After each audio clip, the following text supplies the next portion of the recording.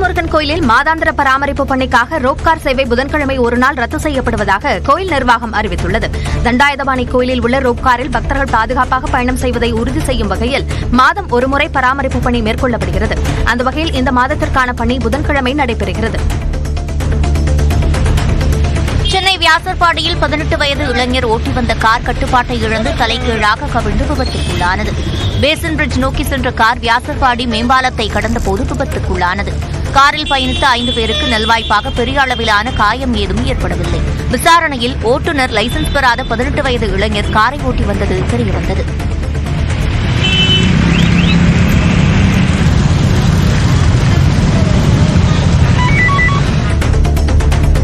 திண்டுக்கல்லில் விவசாயி ஒருவர் யூடியூப் பார்த்து மாற்று விவசாயம் மூலம் அதிக லாபம் ஈட்டி கவனம் ஈர்த்துள்ளார். திண்டுக்கல்லில் பெரும்பாலான விவசாயிகள் மா, தென்னை, புளி போன்றவைகளை விளைவிக்கும் நிலையில் நத்தம் அருகே ராவுத்தன்பட்டி பகுதியைச் சேர்ந்த சின்னா என்பவர் யூடியூப் பார்த்து கர்நாடக மாநிலத்தில் இருந்து வாட்டர் ஆப்பிள் செடியை நடவு செய்துள்ளார். 4 தினங்களுக்கு 20 கிலோ வரை வாட்டர் ஆப்பிள் கிடைக்கவே தற்போது 15 செடிகளை ஊடுபயிராக நடவு செய்து லாபம் ஈட்டி வருகிறார். பல்வேறு மருத்துவ குணங்களை கொண்ட வாட்டர் ஆப்பிள் கிலோ 150 ரூபாயிலிருந்து 200 ரூபாய் வரை விற்பனையாகிறது.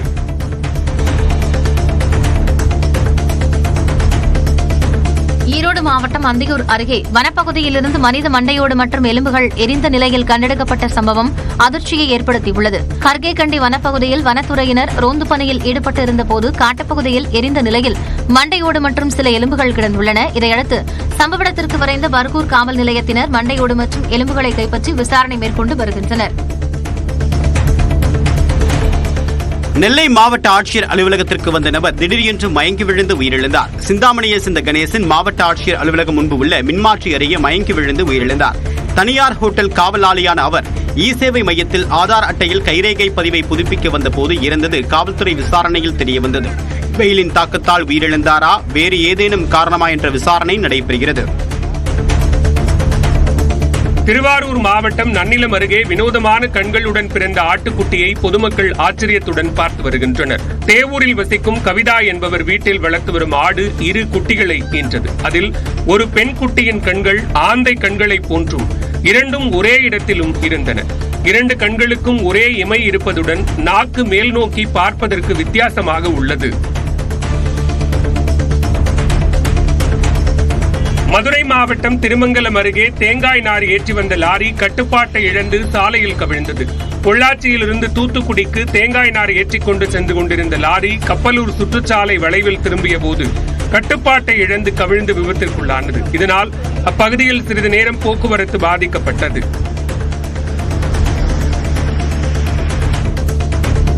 ராமேஸ்வரம் அருகே உச்சிப்புலி கடற்கரையில் சட்டவிரோதமாக பதுக்கி வைக்கப்பட்டிருந்த 80 லட்சம் ரூபாய் மதிப்பிலான 200 கிலோ கடல் அட்டைகள் பறிமுதல் செய்யப்பட்டன.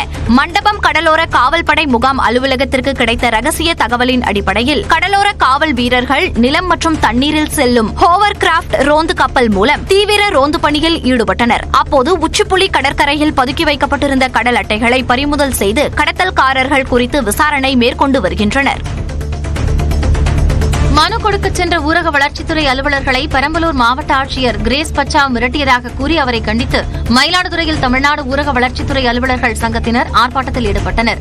ஊரக வளர்ச்சித்துறை அலுவலர்கள் கோரிக்கை மனு வழங்கிய போது பெரம்பலூர் ஆட்சியர் கிரேஸ் பச்சாவ் அதனை கசக்கி குப்பையில் வீசியதாக கூறி அவரை கண்டித்து மயிலாடுதுறை மாவட்டத்தில் ஊராட்சி ஒன்றிய அலுவலகங்களில் பணிபுரியும் அலுவலர்கள் இன்று பிற்பகல் 1 மணி நேரம் பணிகளை புறக்கணித்து ஆர்ப்பாட்டத்தில் ஈடுபட்டனர்.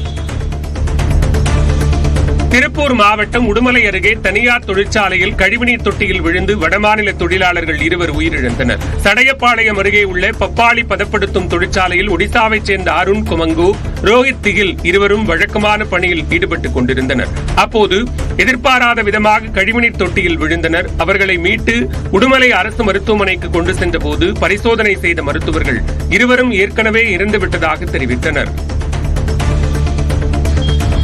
புதுச்சேரியில் உரிமங்கள் புதுப்பிக்காத மதுபான கடைகளுக்கு கலால்துறை அதிகாரிகள் அதிரடியாக சீல் வைத்து உரிமங்களை ரத்து செய்தனர். 40 மொத்த மற்றும் சில்லறை விற்பனை கடைகள், 351 உணவகத்துடன் கூடிய சில்லறை விற்பனை கடைகள் என புதுச்சேரியில் மொத்தம் 391 மதுபான கடைகள் செயல்படுகின்றன. இதில் உரிமத்தை புதுப்பிக்க தவறிய 15 கடைகளில் 7 கடைகளுக்கு கலால்துறை அதிகாரிகள் சீல் வைத்து உரிமத்தை ரத்து செய்தனர்.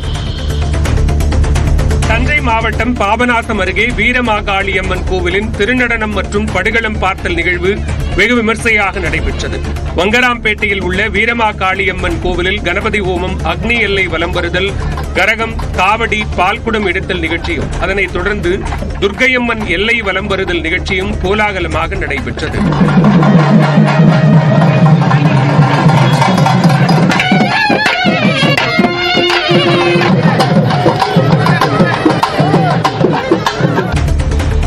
திருப்பத்தூர் மாவட்டம் ஜோலார்பேட்டை ரயில் நிலையத்தில் ரயிலில் கடத்தி வரப்பட்ட 12,50,000 ரூபாய் மதிப்புள்ள 25 கிலோ கஞ்சா பறிமுதல் செய்யப்பட்டது. ரகசிய தகவலின் அடிப்படையில் தன்பாத், திப்ருகர், டாடா நகர் உள்ளிட்ட ரயில்களில் காவலர்கள் சோதனையில் ஈடுபட்டனர். அப்போது கேட்பாரற்று கிடந்த 5 பைகளிலிருந்து 25 கிலோ கஞ்சா, 50 பாக்கெட் குட்கா உள்ளிட்டவை பறிமுதல் செய்யப்பட்டன. சேலம் அருகே பேலூர் தான்தோன்றீஸ்வரர் கோவிலை முற்றுகையிட்டு கிராம மக்கள் போராட்டத்தில் ஈடுபட்டனர். தான்தோன்றீஸ்வரர் கோவிலுக்கு ஒவ்வொரு முறையும் அறங்காவலர் குழுவை அமைக்கும் போதும் சின்னப்பநாயக்கன் பாளையத்தைச் சேர்ந்த 2 பொறுப்பு கொடுப்பது வழக்கம் என்று கூறப்படுகிறது.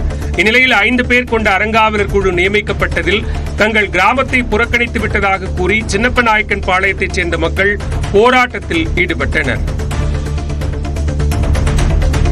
திருநெல்வேலி மாவட்டம் பாளையங்கோட்டை அருகே பணத்திற்காக தந்தையை கொலை செய்த மகன் காவல் நிலையத்தில் சரணடைந்தார்.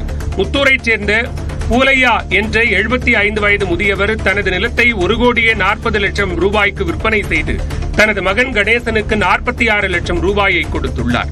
மேலும் 10 லட்சம் ரூபாய் கேட்டு தகராறு செய்து வந்த கணேசன் பேருந்து நிலையத்திற்கு வந்த பூலையாவை வெட்டி கொலை செய்தார். இதனை பார்த்த அக்கம்பக்கத்தினர் கணேசனை பிடிக்க முயன்றபோது தப்பியோடி சிவந்திப்பட்டி காவல் நிலையத்தில் சரணடைந்தார். நாகை மாவட்டம் அக்கரைப்பேட்டை பாலத்தில் இருசக்கர வாகனத்தில் அதிவேகமாக சென்று தடுப்புச் சுவரில் மோதியதில் கல்லூரி மாணவர்கள் 2 உயிரிழந்தனர். ஆரியநாட்டு தெருவைச் சேர்ந்த நிவேந்தன் மற்றும் பாலமுருகன் ஆகியோர் அக்கரைப்பேட்டை பாலத்தில் இருசக்கர வாகனத்தில் அதிவேகமாக சென்று கொண்டிருந்த போது நிலை தடுமாறி தடுப்புச் சுவரில் மோதினர். இதில் பலத்த காயமடைந்த 2 நாகை அரசு மருத்துவமனையில் அனுமதிக்கப்பட்ட நிலையில் சிகிச்சை பலனின்றி உயிரிழந்தனர். ஈரோடு மாவட்டம் சென்னிமலை அருகே பட்டிக்குள் புகுந்த தெருநாய்கள் 17 ஆடுகளை கடித்துக் கொன்றது அதிர்ச்சியை ஏற்படுத்தியுள்ளது. கொடுமணல் பனங்காட்டை பகுதியைச் சேர்ந்த விஜயகுமார் 30க்கும் மேற்பட்ட செம்மறி ஆடுகளை வளர்த்து வருகிறார். இவர் திங்கட்கிழமை இரவு வழக்கம் போல் ஆடுகளை பட்டியில் அடைத்து வைத்திருந்த நிலையில் காலை வந்து பார்த்தபோது தெருநாய்கள் கடித்து 17 ஆடுகள் இறந்து கிடந்ததுடன் 3 ஆடுகள் காயத்துடன் இருந்தன. விருதுநகர் மாவட்டம் சாத்தூர் அருகே அரசு பள்ளி தலைமை ஆசிரியர் மாணவிகளுக்கு பாலியல் தொல்லை கொடுத்ததாக மாணவியின் தாய் வெளியிட்ட வீடியோ அதிர்ச்சியை ஏற்படுத்தியுள்ளது.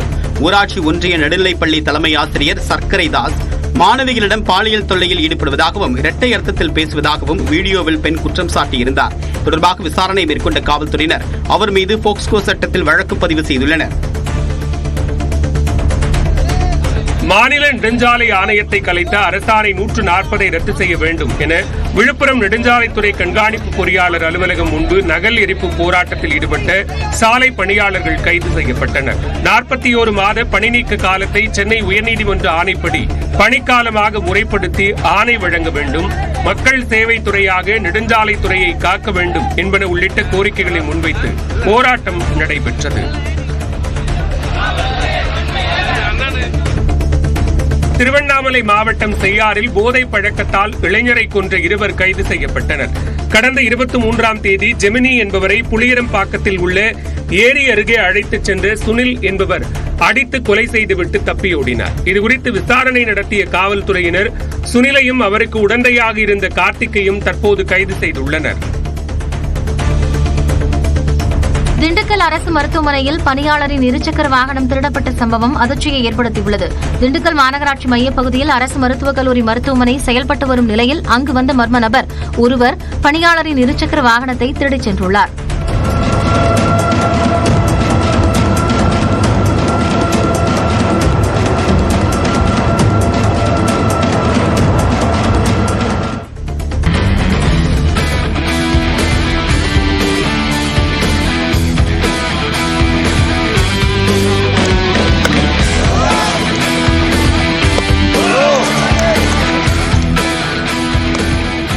உத்தரகாண்ட் முதலமைச்சர் புஷ்கர் சிங் தாமி இளைஞர்களுடன் சேர்ந்து உற்சாகமாக கிரிக்கெட் விளையாடிய காட்சிகள் இவை. உத்தராஞ்சல் பிரஸ் கிளப் சார்பில் இன்டர் கிரிக்கெட் போட்டிகள் டேராடூனில் உள்ள கல்லூரியின் மைதானத்தில் நடைபெற்றது. இந்த போட்டிகளை தொடங்கி வைத்த முதலமைச்சர் புஷ்கர் சிங் தாமி பேட்டிங் ஆடி அசத்தினார்.